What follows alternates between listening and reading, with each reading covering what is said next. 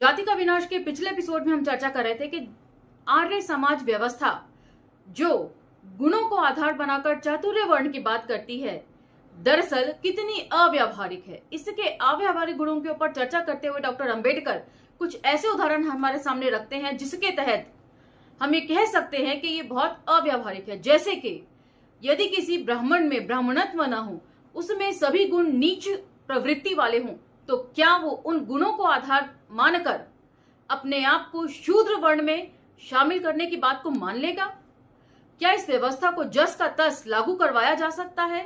और साथ ही डॉक्टर अंबेडकर बताते हैं कि यदि चातुर्य वर्ण व्यवस्था को हम मान भी लें तो इसको लागू कराने के लिए कुछ सख्त नियमों का पालन बहुत जरूरी है, बिल्कुल वैसे ही जैसे कि मनुस्मृति में विधान दिया गया है वर्ण व्यवस्था को लागू करवाने के लिए।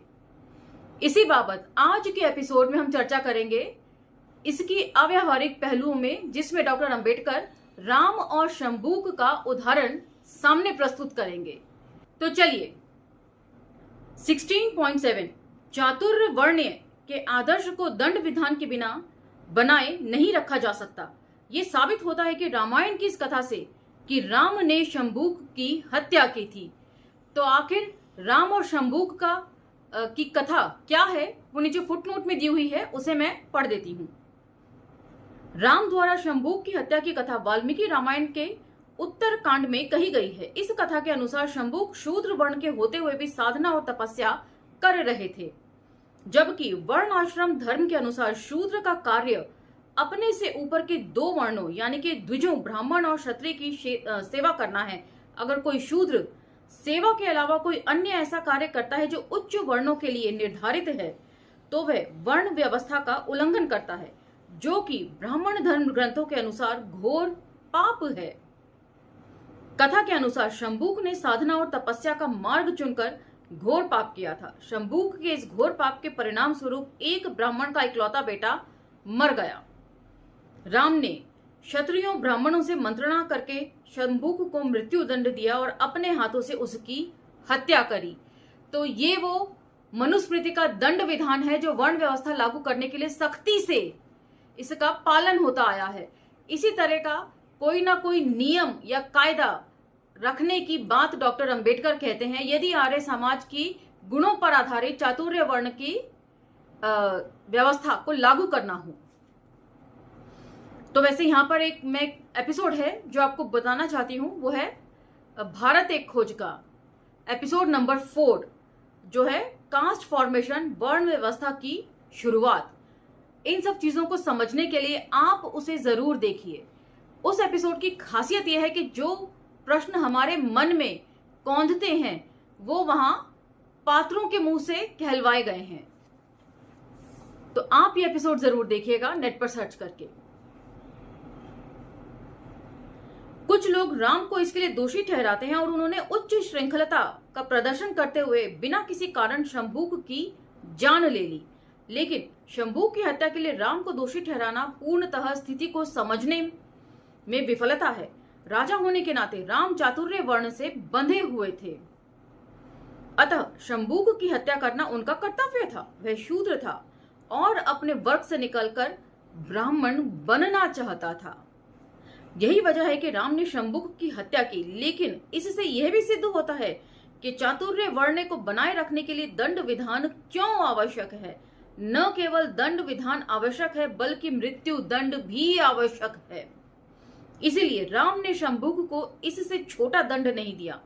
इसलिए मनुस्मृति वेद को पढ़ने या सुनने वाले शूद्र के लिए उसकी जीभ काट देने या उसके कानों में पिघला हुआ सीसा डालने जैसी कठोर सजाओं का प्रावधान करती है। तो यहाँ पर मनुस्मृति नीचे फुटनोट में दी हुई है, वो मैं आपके लिए पढ़ देती हूँ। मनुस्मृति हिंदू धर्म का एक प्रतीक धर्मशास्त्र विद इन ब्रैकेट स्मृति है। इसे मानव धर्मशास्त्र मनु संहिता आदि नामों से भी जाना जाता है। ये ब्राह्मणवाद की आचार संहिता है। वर्ण व्यवस्था का सबसे प्रखर समर्थन यही स्मृति करती है। इसमें द्विजों को सभी विशेषाधिकार प्राप्त किए गए हैं, जबकि शूद्र वर्ण और स्त्रियों को सभी अधिकारों से वंचित किया गया है। वर्ण व्यवस्था के किसी भी आचार संहिता का उल्लंघन करने पर यह ग्रंथ शूद्रों और स्त्रियों के लिए कठोर दंड का प्रावधान करता है। माइंड इट, शूद्र और स्त्रियां दोनों इसमें शामिल हैं। इस ग्रंथ में शूद्रों और स्त्रियों को सभी मानवीय अधिकारों से वंचित रखा गया है। शूद्रों का कर्तव्य द्विजों की सेवा करना और स्त्रियों का कर्तव्य पुरुषों की सेवा करना बताया गया है। 25 दिसंबर 1927 को अंबेडकर ने महाड़ में मनुस्मृति को सार्वजनिक रूप से जलाया था। तो ये स्मृति जो है बहुत ही अमानवीय व्यवहारों पर टिकी हुई है और इसमें न केवल शूद्र बल्कि स्त्रियां भी, चाहे वो किसी भी वर्ण की हों, उन्हें निम्नतर रखा गया है, सभी अधिकारों से वंचित रखा गया है। तो अब वो स्त्रियां जो सवर्ण अपने आप को समझती हैं, वो एक बार इस मनुस्मृति को जरा ध्यान में रख लें। चातुर्य वर्ण के समर्थकों को यह भरोसा देना होगा कि वे सफलतापूर्वक मनुष्यों का वर्गीकरण कर सकते हैं और साथ ही 20वीं शताब्दी में आधुनिक समाज को मनुस्मृति के दंड विधान का पुनर्लेखन करने के लिए अभिप्रेरित कर सकते हैं। 16.8 ऐसा लगता है कि चातुर्य वर्ण के समर्थकों ने इस पर विचार नहीं किया कि उनकी व्यवस्था में स्त्रियों का क्या स्थान होगा। क्या उन्हें भी ब्राह्मण, क्षत्रिय, वैश्य और शूद्र इन 4 वर्गों में विभाजित करना होगा? तो अब यहाँ पे एक बहुत दिलचस्प चर्चा वे कर रहे हैं कि अभी तक तो जो बात थी वह पुरुष को वर्णों में विभक्त करने की थी, क्योंकि मनुस्मृति के हिसाब से औरतों की कोई वैल्यू नहीं है और औरतें जो है जैसे शूद्र ऊपर के तीनों पुरुष की सेवा करेंगे और स्त्रियां जो है सभी पुरुषों की, जिसमें शूद्र भी शामिल है, उनकी भी सेवा करेंगी। तो अब यहां पर डॉक्टर अंबेडकर जो है वो एक बहुत महत्वपूर्ण पहलू को उठा रहे हैं कि आखिर स्त्रियों की भूमिका कहां रहेगी, किस वर्ण में उसे आप शामिल करेंगे, या उन्हें यह स्वतंत्रता होगी कि वे अपने पति के वर्ग को अपना लें। यदि स्त्रियों की हैसियत इससे तय होती है कि किस वर्ग का व्यक्ति उनका पति बनता है, तब चातुर्य वर्ण व्यवस्था के पीछे कार्यशील इस सिद्धांत का क्या होगा कि व्यक्ति का वर्ग उसकी योग्यता के आधार पर निर्धारित होना चाहिए। यदि स्त्रियों का वर्गीकरण उनकी योग्यता के आधार पर होता है तो उनका वर्गीकरण नाम मात्र का होगा या वास्तविक होगा। जैसे कि मान लीजिए किसी स्त्री में बहुत सारे गुण हैं, तो अपने गुणों के आधार पर यदि कोई शूद्र ब्राह्मणत्व को प्राप्त होता है तो क्या वह स्त्री उसको अपना पति स्वीकार कर लेगी? वैसे तो महाभारत की कथा में ये बात है कि जब ऐसी बात नहीं है कि सिर्फ अर्जुन ही मछली की आंख को बेध सकता था, कर्ण भी ये काम बाखूबी कर सकता था, लेकिन द्रौपदी ने सीधे तौर पर मना कर दिया था महाभारत की कथा में कि यदि कर्ण द्वारा लक्ष्य संधान हो भी गया तो भी मैं उसके गले में वरमाला नहीं डालूंगी, क्योंकि वो एक सूत पुत्र है। तो उसी के आधार पर इस चीज को यहां पर रखकर आप समझ सकते हैं जो डॉक्टर अंबेडकर कह रहे हैं। 16.9 अगर इसे नाम मात्र का होना है तो ये बेकार है और ये चातुर्य वर्ण के समर्थकों को स्वीकार करना होगा कि उनकी व्यवस्था स्त्रियों पर लागू नहीं होगी। यदि ये वास्तविक है तो चातुर्य वर्ण के समर्थक क्या स्त्रियों पर इसका लागू होने के तार्किक परिणामों को स्वीकार करने के लिए तैयार हैं? तब उन्हें स्त्री पुजारी या पुरोहित और स्त्री सैनिक को भी स्वीकार करने के लिए तैयार रहना होगा। तो सोचिए अपने समय से कितनी आगे की सोच थी डॉक्टर अंबेडकर की। हिंदू समाज स्त्री शिक्षकों और स्त्री बैरिस्टरों का अभ्यस्त हो चुका है। वे शराब बनाने वाली और बूचड़ का काम करने वाली स्त्रियों का भी अभ्यस्त हो सकता है। ये कोई साहसी व्यक्ति ही होगा जो कहेगा कि हिंदू समाज स्त्रियों को पुजारी, पुरोहित या सैनिक बनने की इजाजत दे देगा। तो सैनिक तो चलिए, आज भी बहुत सारी स्त्रियां हैं जो फौज में जा रही हैं और अभी 2021 में ही पायलट भी बनी हैं लड़ाकू विमान की। तो उसमें भी 1936 से लेकर 2021 तक का समय लग गया। लेकिन जहां तक मंदिर का पुजारी बनने की बात है तो एक घटना है जो आपके संज्ञान में लाना चाहूंगी, जिस पर रतन जी ने वीडियो भी बनाया था और वो था भागवत कथा वाचक का। और वो स्त्री थी यामिनी साहू। उन पर वीडियो बना था 21 मार्च 2022 को अंबेडकर नामा पर, जिसमें एक स्त्री और निम्न वर्ग से होने के कारण उन्हें कथा वाचन का अधिकार नहीं है, ऐसा कहा गया था।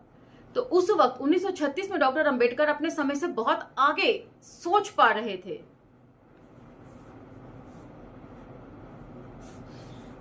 और सिर्फ उतना ही नहीं, हम कितना पतनशील हो चुके हैं इस बात से पता चलता है कि अभी कानपुर में एक घटना है जो काफी सुर्खियों में बनी हुई है। उनमें उसकी घटना है कि फ्लोरेट इंटरनेशनल स्कूल की घटना है ये, जिसकी प्रिंसिपल हैं श्रद्धा शर्मा, और 2003 से ये स्कूल चालू है और वहां पर सभी धर्मों की शिक्षा दी जाती है धर्मनिरपेक्षता के तहत। लेकिन अब वहां पर उस शिक्षा को बंद करवा दिया गया है कि ब्राह्मण बच्चे क्यों पढ़ेंगे या हिंदू बच्चे क्यों पढ़ेंगे दूसरे धर्मों की, खासकर मुस्लिम समुदाय की प्रार्थना, जबकि हिंदू धर्म की प्रार्थना तो हर स्कूल में शुरू से होती रही है। तो ऐसी बहुत सारी बातें हैं जो डॉक्टर अंबेडकर कर रहे हैं। लेकिन चातुर्य वर्ण के सिद्धांत को स्त्रियों पर लागू किया जाए तो उसका तार्किक परिणाम यही होगा। इन कठिनाइयों को देखते हुए कोई जन्मजात मूर्ख ही चातुर्य वर्ण को आज की स्थिति में सफलतापूर्वक लागू करने की आशा कर सकता है और इसमें विश्वास कर सकता है। तो डॉक्टर अंबेडकर उस समय भी इस बात को लेकर एकदम क्लियर थे कि ये चीजें लागू हो ही नहीं सकती और ये कितनी इम्प्रैक्टिकल हैं कि ढक फूक कर बात वही की जा रही है। चाहे आप सनातन धर्म कह लीजिए, चाहे वैदिक धर्म कह लीजिए, चाहे हिंदू धर्म कह लीजिए, सब एक ही चीज के अलग अलग नाम हैं, पर्यायवाची समझ लीजिए, उसी तौर पर ये काम करते हैं। तो इसी के साथ आज का ये एपिसोड समाप्त होता है।